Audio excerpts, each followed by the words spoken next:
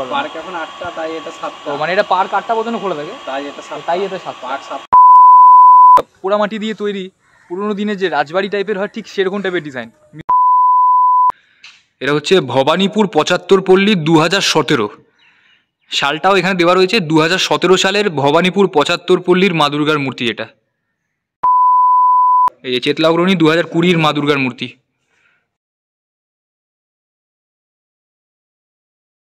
এখন বাজে 3:50 আর এখন কুদঘাট মেট্রো স্টেশন থেকে মেট্রো ধরবো। চলো যাওয়া যাক। এখন কুদঘাট মেট্রো স্টেশনে চলে এসেছি।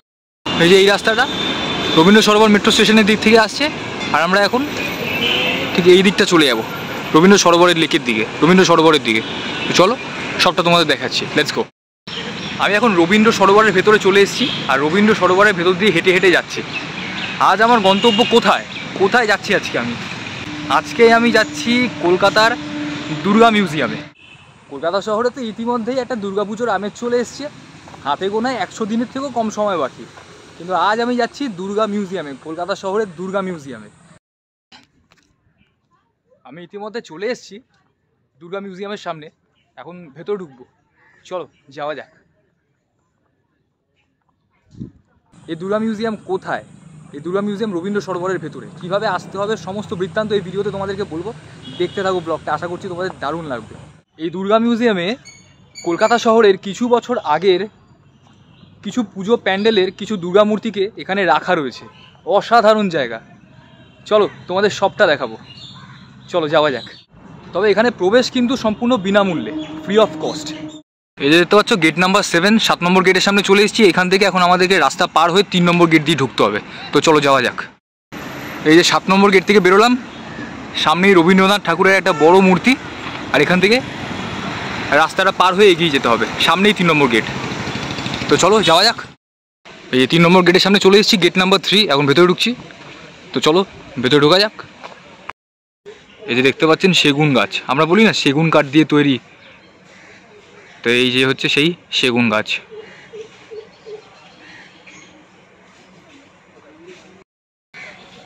তিন নম্বর গেট দিয়ে ঢুকেই এই সেগুন গাছটা।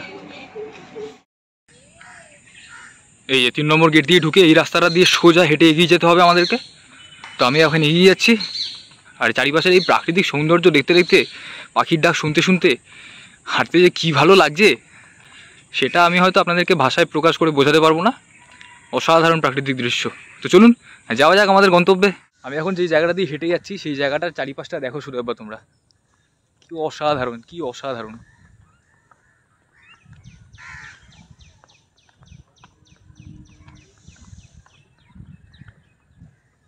এত শান্ত স্নিগ্ধ মনোমুগ্ধকর পরিবেশ, সত্যি ভাষা নেই বলার মতো, এত সুন্দর জায়গা।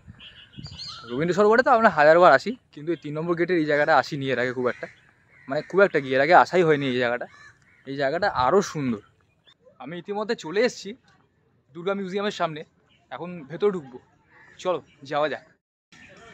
এই রাস্তা দিয়ে সোজা আমি 3 নম্বর গেট দিয়ে হেঁটে আসলাম। এই যে দুর্গা মিউজিয়ামের সামনে এখন আমি দাঁড়িয়ে আছি। এদিকে সোজা একটা রাস্তা চলে যাচ্ছে, আর একদম ঝিলপাড়ের অপোজিটেই, মানে আমাদের লেকের অপোজিটেই।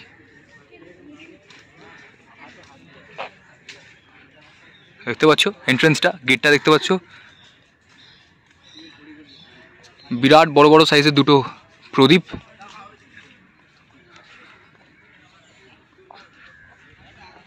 ওয়েলকাম টু আর্ট গ্যালারি মা ফিরে এলো।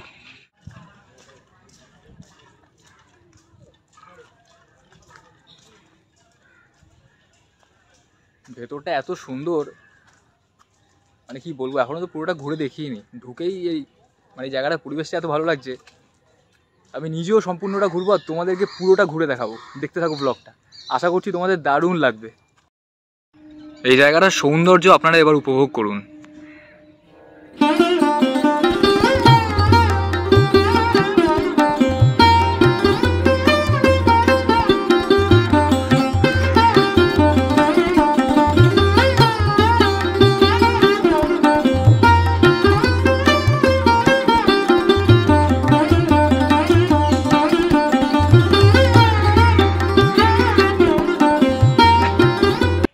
যত সম্ভব শুনেছি এই জায়গাটা তৈরি হয়েছে, এই মিউজিয়ামটা তৈরি হয়েছে 2012 সালে।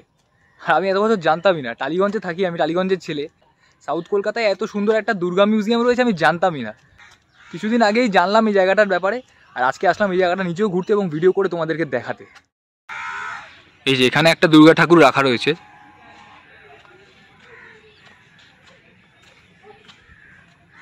কি অসাধারণ দেখুন।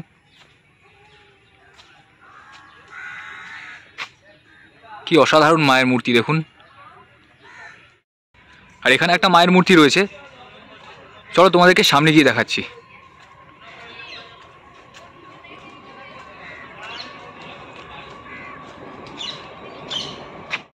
দেখতে পাচ্ছ, এটা চেতলা অগ্রণী ক্লাবের 2017 ঠাকুর। এখানে একটা আগেকার দিনে যুদ্ধে ব্যবহৃত কামান দেখতে পাচ্ছ। একসময় আমরা আমাদের বন্ধুবান্ধবদের সাথে, বাবা মায়ের সাথে হয়তো এই মায়ের মূর্তিগুলোকে দর্শন করেছি, এই ঠাকুরের মূর্তিগুলোকে দর্শন করেছিলাম। আবার এত বছর পরে আবার এই মিউজিয়ামে দেখতে পেরে যে কী ভালো লাগছে সেটা তোমাদেরকে হয়তো ভাষায় বলে প্রকাশ করতে পারবো না। টাওয়ারটা দেখতে পাচ্ছ, লেখা রয়েছে মা ফিরে এলো। আর এখান থেকেই ঢুকতে হবে আমাদের ভেতর দিকে, আর এর ভেতরেই রয়েছে আসল মিউজিয়াম, দুর্গা মিউজিয়াম। তো চলো যাওয়া যাক। আর এই টাওয়ারটার ভেতরটা দেখতে পাচ্ছ, আমি এখন টাওয়ারটার নিচেই দাঁড়িয়ে রয়েছি।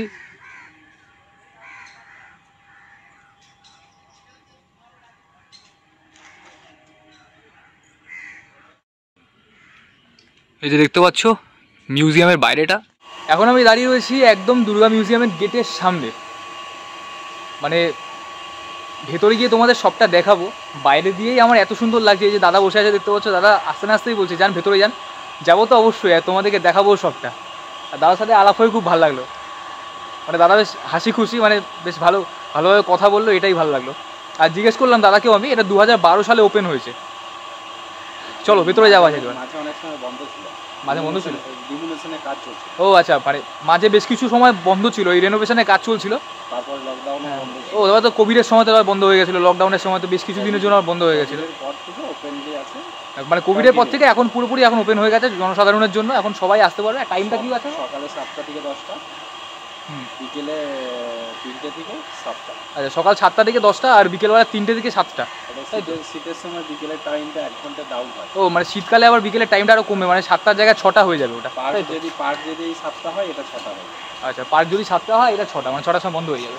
6টার পরে পার্কে আসলে এখানে ঢুকতে পারবে। পার্ক এখন 8টা, তাই এটা 7টা। ও মানে এটা পার্ক 8টা পর্যন্ত খোলা থাকে, তাই এটা 7টা। পার্ক 7টা হলে এটা 6টা। মানে যে কোনো সময় তোমরা আসো, পার্ক কিন্তু 1 ঘন্টা এক্সট্রা খোলা থাকে, আর মিউজিয়ামটা কিন্তু 1 ঘন্টা কম খোলা থাকে। তো সেই বুঝে মাথায় রেখে তোমরা আসবে। তবে আমি বলবো এই দুপুরের দিকে টাইমটায় আসো, মানে আলো থাকবে, ভালোভাবে ঘুরতে পারবে। ওপেন হওয়ার টাইম একটাই, 3টে। ওপেন, হ্যাঁ কি বলে বুঝতে পারলাম। ওপেন হওয়ার টাইম একটাই, বিকেলের টাইমটা 3টেই ওপেন হয়। আর কোনো তোমার টিকিট নেই তো, ফ্রি অফ কস্ট, বিনামূল্যে পুরো। সবটা তোমাদেরকে বুঝিয়ে দিলাম। দাদা এখানে বসে আছে, দাদাকে চিনে নাও, এসে দাদার সাথে আড্ডা ফাড্ডা মারতে পারবে। না ধন্যবাদ দাদা এত কিছু বলার জন্য। এবার চলো ভিতরে যাওয়া যায়।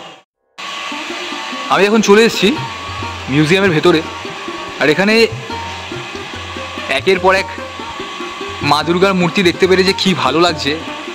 একসাথে এই মা দুর্গার মূর্তিগুলোকে দেখতে পেরে যে কী ভালো লাগছে মন থেকে, সেটা আমি বলে বোঝাতে পারবো না। সেটা তোমরা আসলে এখানে অনুভব করতে পারবে। আপাতত প্রথম দিকে তোমাদেরকে দেখানো শুরু করি। গেট থেকে ঢুকেই প্রথমে আমি তোমাদেরকে দেখাচ্ছি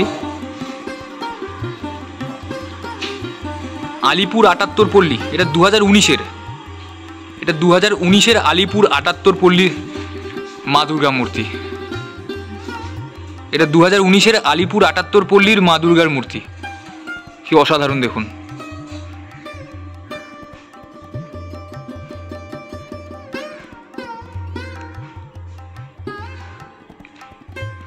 এবার সেখান থেকে একটু এগিয়ে আসছি।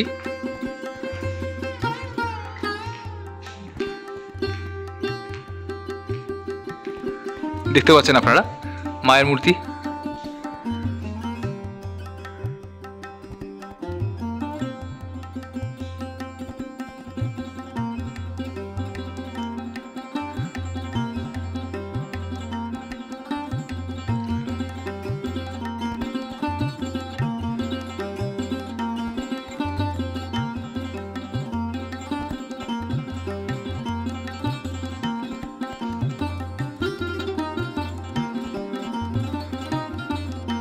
একটা জিনিস বলে দিই তোমাদেরকে, প্রত্যেকটা মায়ের মূর্তির সামনে কিন্তু কোন সালের মা দুর্গার মূর্তি এটা আর কোন ক্লাবের মা দুর্গার মূর্তি এটা সেটা কিন্তু মেনশন করা নেই। কিছু কিছু মা দুর্গার মূর্তির সামনে মেনশন করা রয়েছে, সেটা তোমাদেরকে আমি দেখিয়ে দেবো ভালো করে।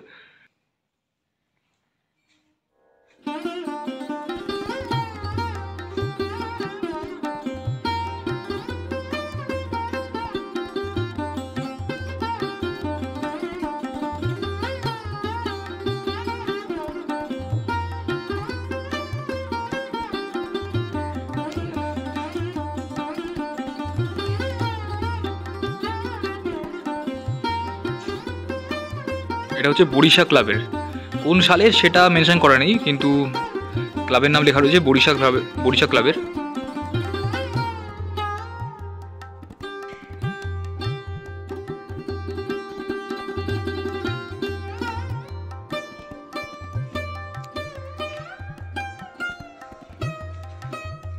এই যে মূর্তিটা দেখতে পাচ্ছ, এটা কিন্তু কোন সাল বা কোন ক্লাব সেটা মেনশন করা নেই, কিন্তু এটা কিন্তু এখানে মেনশন করা রয়েছে যে চকের প্রতিমা।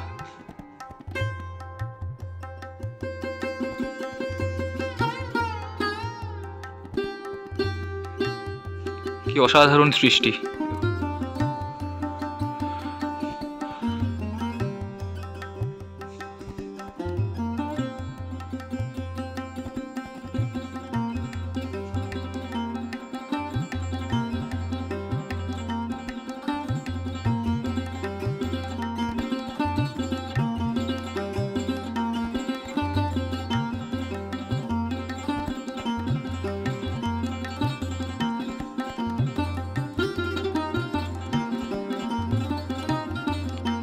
এখানে দেখতে পাচ্ছ, এটা হচ্ছে ভবানীপুর 75 পল্লী 2017 সালটাও এখানে দেওয়া রয়েছে। 2017 সালের ভবানীপুর 75 পল্লীর মা দুর্গার মূর্তি এটা।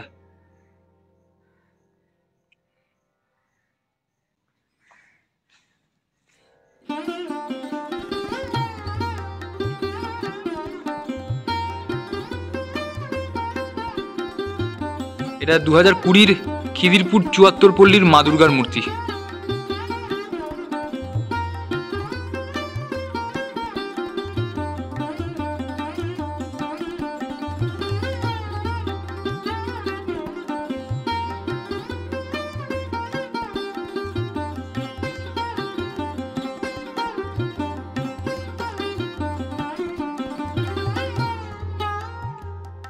এখানে দেখতে পাচ্ছ, এখানেও ক্লাবের নাম দেওয়া রয়েছে এবং সালটাও দেওয়া রয়েছে গল্ফগ্রিন শারদোৎসব কমিটি 2022।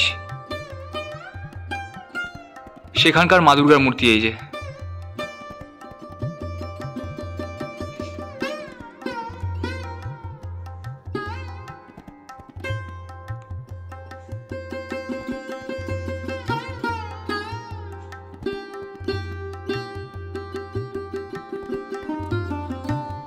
আর 2021 নপাড়া দাদাভাই সংঘ বরানগর, সেখানকার মা দুর্গার মূর্তি।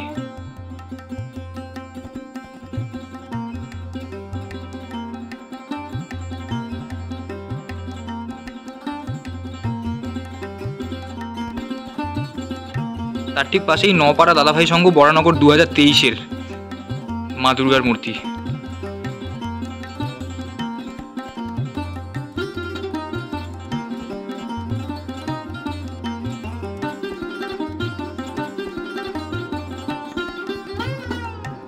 দেখতে পাচ্ছেন 4 জন কাঁধে করে মায়ের মূর্তি নিয়ে যাচ্ছে। এই যে চেতলা অগ্রণী 2020 মা দুর্গার মূর্তি।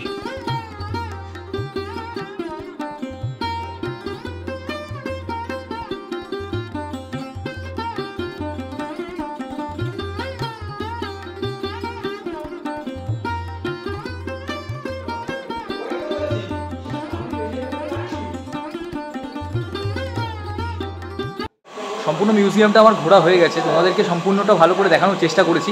এবার আমি আস্তে আস্তে বেরিয়ে যাব, তো চলো বাইরে যাওয়া যাক। মিউজিয়ামের বাইরের ডিজাইনটা কিন্তু অনেকটা একটা পুরনো রাজবাড়ির মতো ডিজাইন, তোমরা দেখতে পাচ্ছ। মানে টেরাকোটা দিয়ে তৈরি বা পোড়ামাটি দিয়ে তৈরি পুরনো দিনের যে রাজবাড়ি টাইপের হয়, ঠিক সেরকম টাইপের ডিজাইন মিউজিয়ামের বাইরেটা। আর ঠিক মিউজিয়াম থেকে বেরিয়েই পাশে একটা পাথরের মা দুর্গার মূর্তি রয়েছে তার 4 সন্তানের সাথে।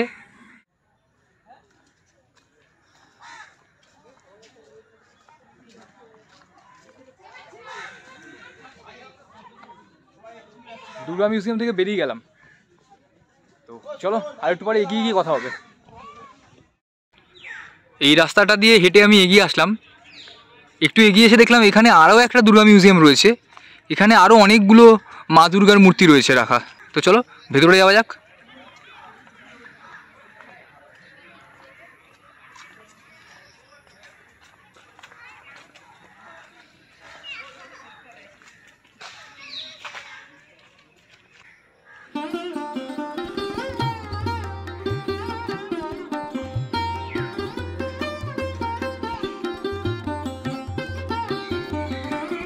এখানে কিন্তু কোনো ক্লাব বা কোন সালের মা দুর্গার মূর্তি সেগুলো কিন্তু মেনশন করা নেই।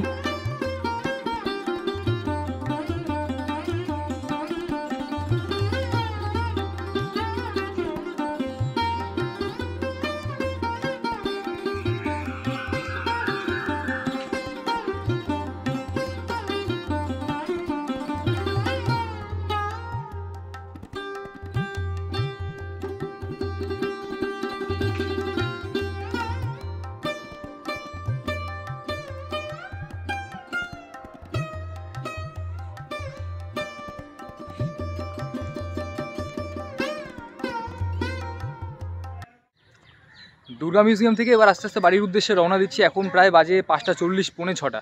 1 ঘন্টা মতো লাগলো পুরো দুর্গা মিউজিয়ামটাকে ঘুরে দেখতে। তো তোমাদেরকে ভালো করে দেখানোর চেষ্টা করলাম সম্পূর্ণ দুর্গা মিউজিয়ামটা।